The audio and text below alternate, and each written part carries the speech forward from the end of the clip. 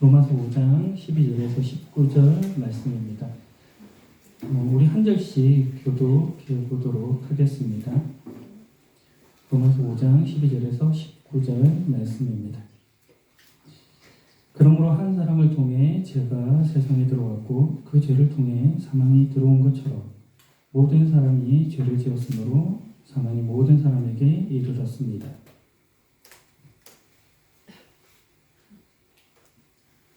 하나님께서 율법을 주시기 전에도 죄가 세상에 있었지만 율법이 없을 때에는 죄를 전혀 여기지 않았습니다.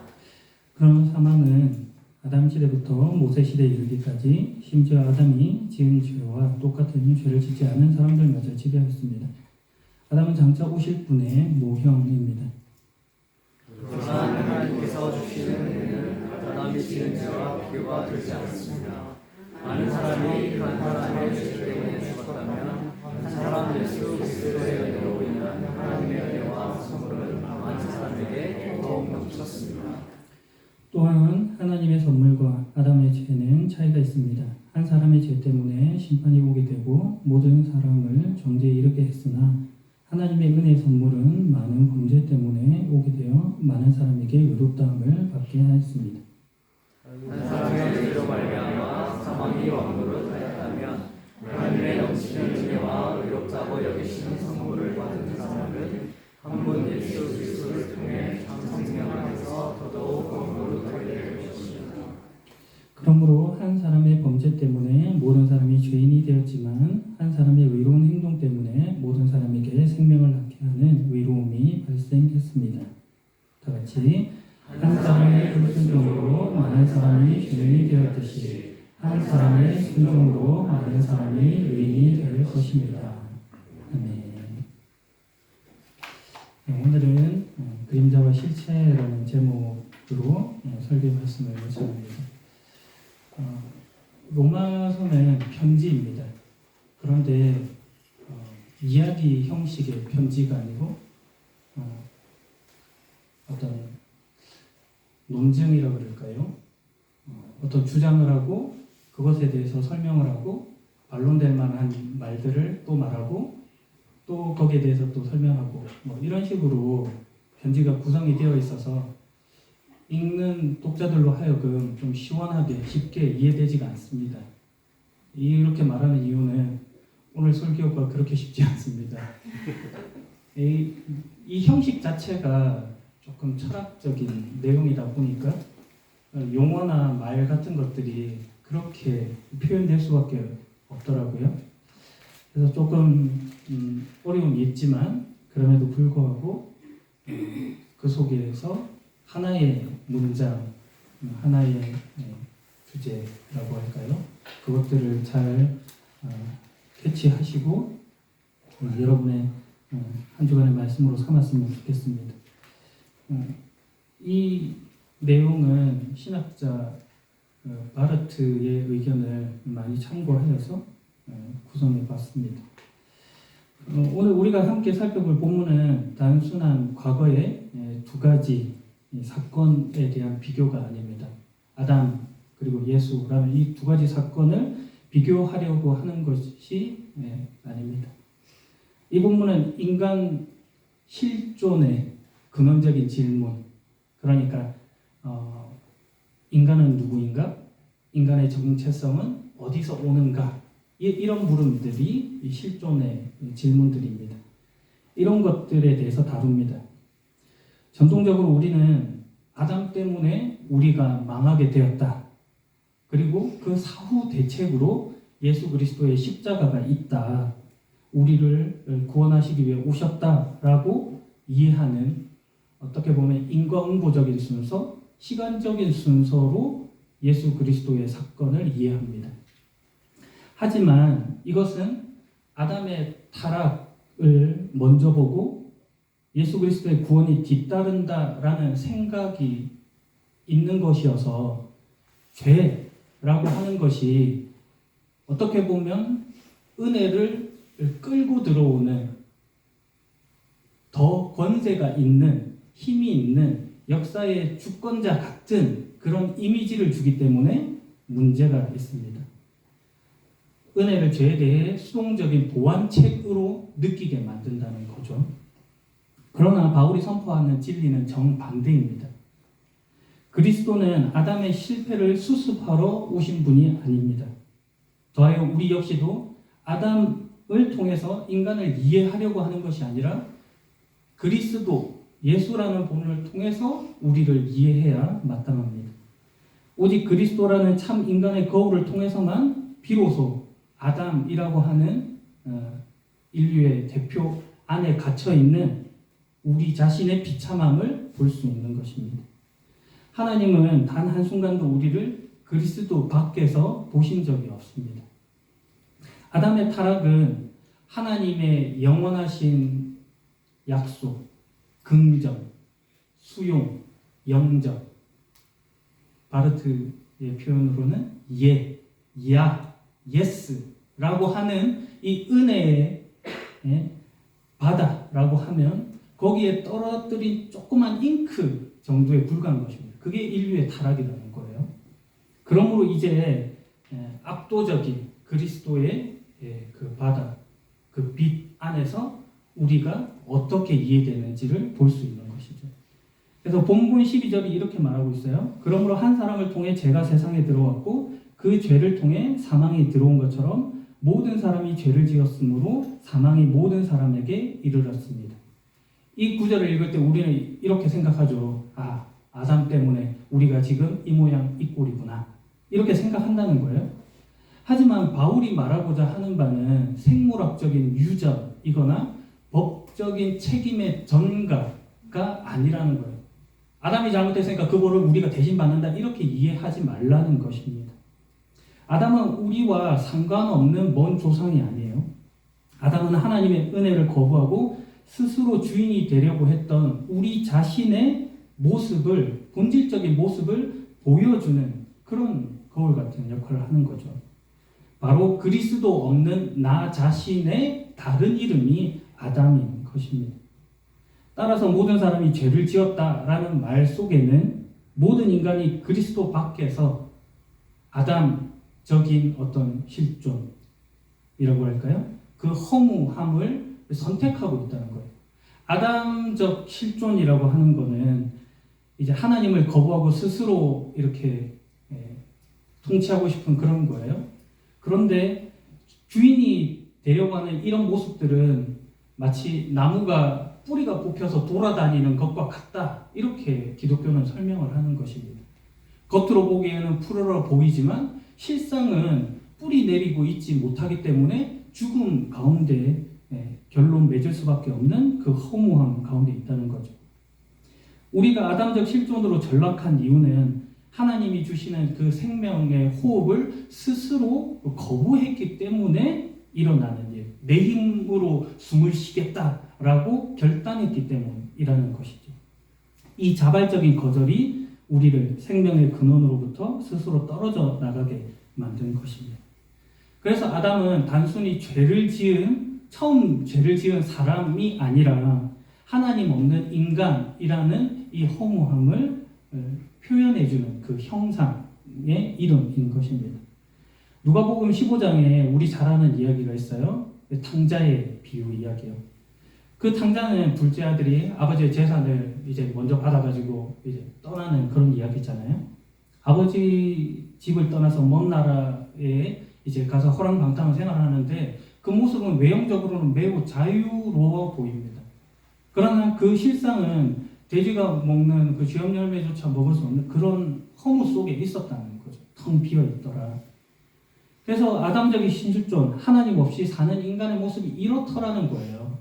그러나 성경이 하는 말은 그 탕자의 그 어리석은 가운데서도 하나님은 그를 자녀로 대하고 여전히 기다리고 있더라 이야기를 주는 것입니다. 우리는 마치 스마트폰의 배터리가 방전된 상태에서 버튼을 누르려고 하는 것과 같은 모습이에요. 그 전혀 작동하지 않죠. 하나님과 단절된 인간은 그런 모습인 거예요. 그런데 하나님은 그런 우리를 위하여 생명의 회복의 충전기라는 예수 그리스도를 마련해 주고 계신다. 이 이야기를 지금 하고 있는 것입니다. 그것을 가리켜 그리스도의 선행성이라는 말로 해요. 그리스도께서 먼저 우리를 선택하셨다는 거예요. 아담이라는 어둠이 우리를 집어삼키기 훨씬 이전부터 그리스도의 은혜가 먼저였다. 우리를 당신의 소유로 삼아 주셨다. 이것을 결론으로 가지시면 됩니다. 그런 면에서 율법이 주어지기 전에 죄와 사망이 힘을 쓰고 있었다는 13절, 14절의 말은 중요합니다. 하나님께서 율법을 주시기 전에도 죄가 세상에 있었지만 율법이 없을 때에는 죄를 죄로 여기지 않았습니다. 그러나 사망은 아담 시대부터 모세 시대에 이르기까지 심지어 아담이 지은 죄와 똑같은 죄를 짓지 않은 사람들마저 지배하였습니다. 아담은 장차 오실 분의 모형입니다. 이것은 죄가 단순히 규칙을 어긴다라는 식이 아니라는 거예요. 나쁜 짓을 했냐? 잘못을 했냐로 죄라는 것을 설명하지 않는다는 거죠. 죄는 인간의 그 실존에 그냥 깊이 뿌리내린 현실인 거예요. 그러니까 어떻게 보면은 내가 지은 잘못, 그 행위를 기초로 하고 있는 것이 아니라 내가 처한 이 상태, 그러니까 이 거대한 결핍의 상태, 그 존재, 그것이 죄다. 이렇게 설명하는 거죠. 그 결과가 우리가 익히 아는 살인, 도둑질, 미움, 다툼, 시기, 질투 같은 것으로 나타나더라. 이렇게 설명을 하는 것이죠. 그런데 14절에 이 마지막 표현에 놀라운 말이 나옵니다. 아담은 장차 오실 분의 모형이라는 거예요. 모형은 실체가 아니죠. 영화를 예로 들어보면 여러분들 영화 그 소개해주는 거기에 보면 예고편이 나오잖아요. 모형은 그런 거예요. 근데 실제 영화의 전편, 그 본편과 예고편은 다르잖아요. 그러니까 실체는 이거 본편이라는 것이고 아담은 이 모형과 같은 예고편 같은 거다라고 말하는 것입니다. 그림자는 스스로 존재하지 못하죠. 그림자는 빛이 있어야 되죠. 그리고 빛을 받아내는 어떤 실체가 있어야 물이라고 하는 것이 있어야 그림자가 만들어지는 거잖아요. 아담은 그런 거라는 거예요. 그럼 그 빛은 뭐냐? 그리스도 예수다. 그러면 그 빛을 받아내는 실체는 뭐냐? 바로 하나님, 우리를 구원하시기 위한 하나님의 의지다. 이렇게 설명을 하는 것입니다. 그래서 이 아담이 그래서 등장하는 겁니다. 아담이라는 짙게 드리워진 이 그림자가 있는 것은 그리스도라고 하는 이 태양과 같은 이 빛이 우리를 향해 떠오르고 그 실체 대신 하나님의 의지가 얼마만큼 크고 광대하고 위대한가 하는 걸 드러내는 것으로 있다는 것입니다. 그것을 보여주는 것이죠. 이어지는 15절과 16절의 표현이 이 질적인 차이를 선명하게 해요. 하지만 하나님께서 주시는 은혜는 아담이 지은 죄와 비교가 되지 않습니다. 많은 사람이 그 한 사람의 죄 때문에 죽었다면 한 사람 예수 그리스도의 은혜로 인한 하나님의 은혜와 선물은 많은 사람에게 더욱 넘쳤습니다. 또한 하나님의 선물과 아담의 죄는 차이가 있습니다. 한 사람의 죄 때문에 심판이 오게 되고 모든 사람을 정죄에 이르게 했으나 하나님 은혜의 선물은 많은 범죄 때문에 오게 되어 많은 사람에게 의롭다함을 받게 하였습니다. 이 한 사람 아담과 한 사람 예수에 대한 비교가 나오죠. 형식적으로 매우 유사해 보여요. 아담과 예수라는 분이요. 한 사람으로 표현되고 또 많은 사람에게 영향을 주니까요. 그러나 앞서 주장했던 바와 같이 아담의 죄가 전가되고 영향을 미치고 예수가 그것을 책임지는 시기냐 하면 그렇지 않다라고 말했던 것입니다. 지금 이런 표현들로 보면 그런 거 아니야? 동일선상에 두고 지금 설명하고 있는 거 아니야? 라고 느껴질 수 있어요. 하지만 그렇지 않다는 거죠. 오히려 이것을 딱 같이 놓아둠으로써 이게 정말 비교할 수 있는 거야? 라고 물어보고 있는 역설인 것이죠. 마치 촛불과 태양을 가져다 놓고 지금 비교를 한다고 쳐보면 되는 것입니다. 이게 일단은 세워놔서 빛이라는 것으로 비교되는 것 같지만 실상은 그 앞에서 아무것도 아닌 그 촛불에 대한 설명인 것이죠. 아담이 그렇다는 것이에요.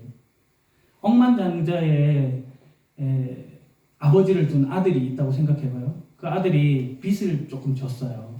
근데 그 빚을 갚을 능력이 없어서 파산인데 아버지가 그 빚을 갚아주기로 하세요. 근데 그 빚을 갚아줄 뿐만 아니라 지금까지 내가 읽어놓은 모든 재산을 너에게 상속해 주마라고 했을 때 그 빚은 이제는 문제되는 것이 아니라 아버지가 가지고 있는 부를 드러내는 것으로 더 큰 역할을 한다는 거죠.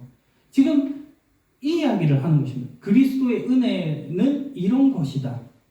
그리스도의 은혜는 아담의 범죄를 단순히 상쇄하는, 없애버리는 그 정도가 아니라 아예 다른 차원의 현실인 것을 알려주는 그런 것이다 라고 지금 성경이 설명하는 것입니다. 그러므로 지금 이 표현들, 만약 이름 모를 한 사람으로 아담의 실패가 이토록 인류에게 깊은 그림자를 남겼다고 한다면 하물며 온 우주의 주인이신 그리스도, 참 사람의 선물이 가져올 생명의 이 위대함은 얼마나 더 대단한 것이겠느냐, 이렇게 성경이 설명을 하고 있는 것이죠. 그래서 15절의 서두에서도 사도 바울이 밝히고 있는 바와 같이 하지만 하나님께서 주시는 은혜는 아담이 지은 죄와 비교가 되지 않습니다. 이렇게 딱 밝혀두고 시작을 한다는 거죠.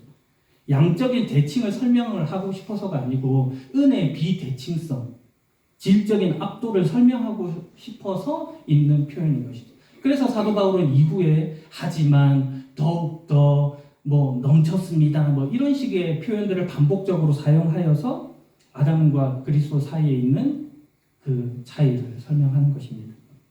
17절에 이 차이, 이 역전을 극적으로 보여주는데요. 한 사람의 죄로 말미암아 사망이 왕노릇 하였다면 하나님의 넘치는 은혜와 의롭다고 여기시는 선물을 받은 사람들은 한 분 예수 그리스도를 통해 참 생명 안에서 더더욱 왕노릇하게 될 것입니다.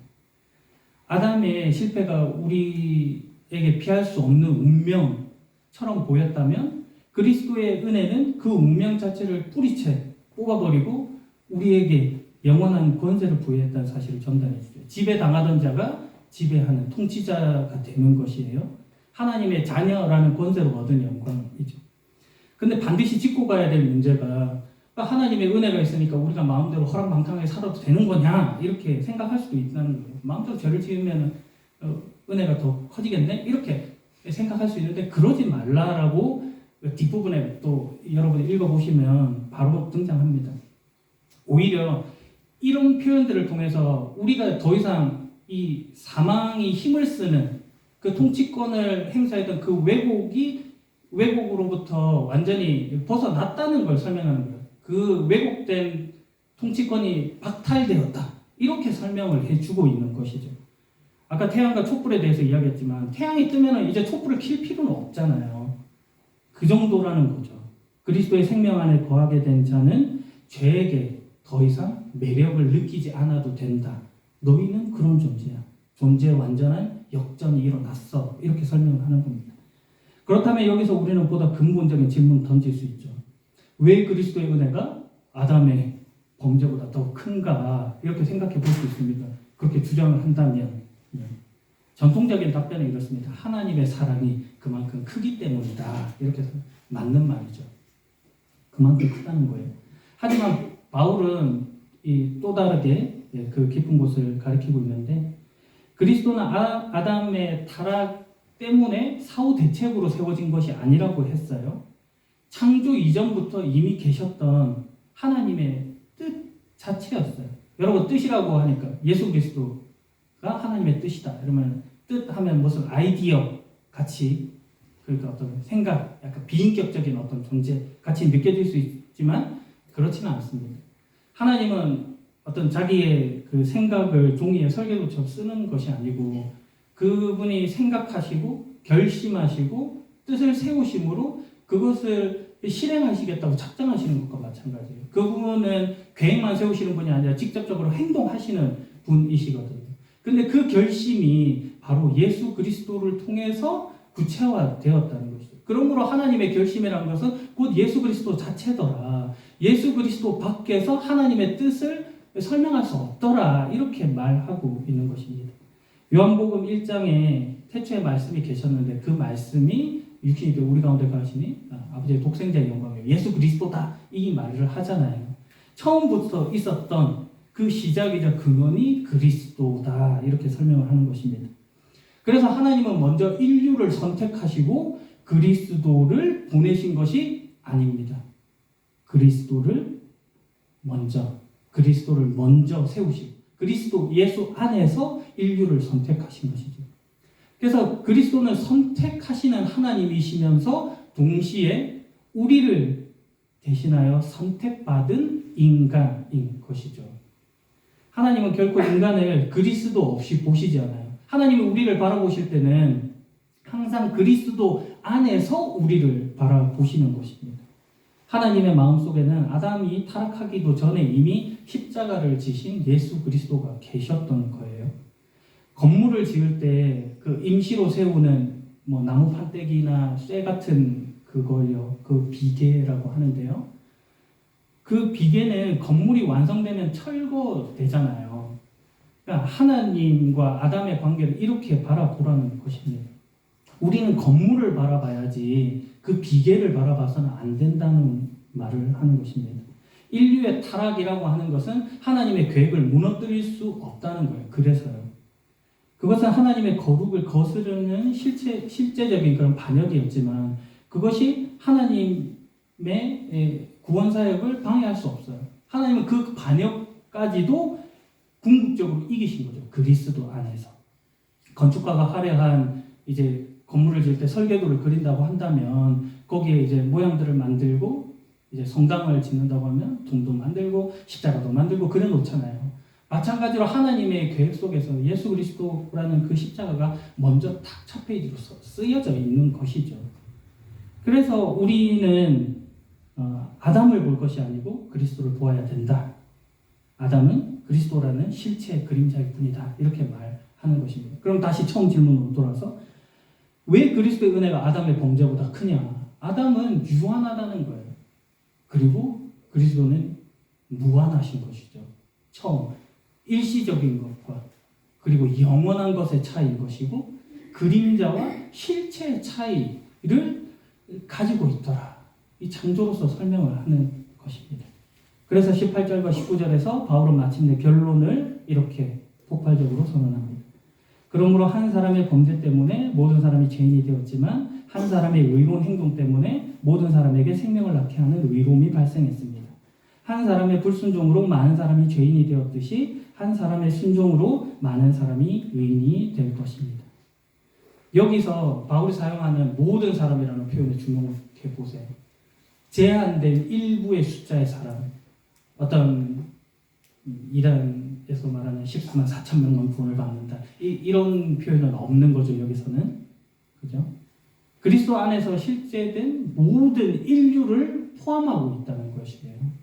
자동적으로 모든 사람이 이제 구원받는다라는 기계적인 보편성에 대해서 말하는 것이 아니고 오직 그리스도 안에서 연합된 자들이 누릴 수 있는 그 실제적인 그 보편성에 대해서 말하는 것입니다. 아담 안에서 보편적이었던 불순종은 이제 그리스도 안에서 훨씬 더 큰 보편적 영향력 안에 있게 되었다. 삼키워져 버렸다. 이렇게 표현을 해요. 빌립보서 2장 8절에 이 일을 위하여 예수 그리스도께서 죽기까지 십자가에 달리시기까지 순종하셨다고 말합니다. 이런 표현들은 우리의 공로나 우리의 노력으로 이 일이 이루어지지 않았다라고 선언하고 있는 것이에요. 이것은 하나님께서 하신 그냥 일인 것이죠. 그리고 이것을 객관적인 사건, 객관적인 화해라고 부릅니다. 마치 전쟁이 끝났다라는 승전보가 울려지고 그것을 듣고 있는 포로인 우리의 상태와 같아요. 싸움은 끝났고 승리는 이미 주어졌죠. 그래서 우리에게 요구하고 있는 성경의 말은 무엇이냐? 성령의 부르심 안에서 복음에 참여하라는 것입니다. 복음은 그리스도를 통해 모든 인간을 향해 객관적으로 이루어진 이 화해 사건에 참여하는 것. 그게 복음의 내용이죠. 우리가 성령 안에서 이 기쁜 소식에 믿음으로 참여할 때 이것이 주관적인 현실이 돼요. 방금 말했죠? 객관적인 사건이 주관적인 현실이 됐다. 되게 말이 어렵잖아요. 객관적인 사건이라는 건 앞서 이야기했듯이 나와는 무관한 거예요. 내 느낌, 내 상태, 내 기분이랑은 상관없이 역사적 어느 시점에 그 일은 이미 이루어진 것으로 있는 거예요. 그런데 그것이 성령 안에서 우리가 믿음으로 참여될 때 그것이 주관적인 현실이 된다는 거야. 성령 안에서 그것이 내 것이 되는 것이죠. 그것이 과거에 있었던 일이 아니라 지금 여기서 나의 정체성을 규정하는 그 일로 받아들여지게 된다. 그래서 우리의 선택이 아담의 불순종과 연대하여서 스스로 정죄 굴레 속으로 가두어 들이는 그런 모습을 보일 것이냐, 아니면 하나님께서 선포하신 이 안에서 자유함을 누릴 것이냐, 이렇게 되는 것이죠. 근데 하나님은 우리에게 너희는 의롭게 되었다라는 선포를 주셨다는 것입니다. 이것이 객관적인 은혜인 것이죠. 우리의 거절보다도 앞서서 하나님의 yes, 야, 긍정, 수용, 영접이 먼저다. 그러므로 이미 선포된 승리를 지금 여기서 경험하고 그것이 완전히 실현될 그날을 소망하면서 살아가는 것, 그것이 신앙인의 삶이다, 이렇게 말하는 것입니다. 오늘 본문이 이제 우리에게 물어오는 남겨진 마지막 질문을 드려볼게요. 당신은 누구십니까? 인간이 누구입니까? 아니라 당신은 누구입니까? 당신의 정체성은 어디서 옵니까? 만약 우리가 우리의 정체성을 아담 안에서 찾으려고 한다면 우리는 여전히 죄인이고 사망의 지배 아래 놓일 수밖에 없는 존재죠. 절망적인 존재. 하지만 바울은 아니라는 거예요. 우리의 참된 정체성은 아담에게서 오는 것이 아니라 그리스도에게서 온다. 아담은 모형, 그림자일 뿐이고 예수 그리스도가 실체다. 참된 인간의 기준이다. 우리의 과거, 아담적 실존은 예수 그리스도 안에서 종결되었다. 끝났다는 거예요. 그래서 우리는 그리스도 안에서 새로운 존재다. 새로운 실존이 시작되었다. 근본적인 전환이 이루어졌다. 근데 우리는 여전히 실패하죠. 두렵죠. 우리는 여전히 아담처럼 스스로 주인이 되려고 합니다. 그러나 우리의 실패는 더 이상 우리의 정체성을 규정하지 못한다는 게 성경의 선언인 거예요. 우리는 예수 그리스도의 순종이라고 하는 새로운 이름을 부여받은 자라는 것이 성경의 증언입니다.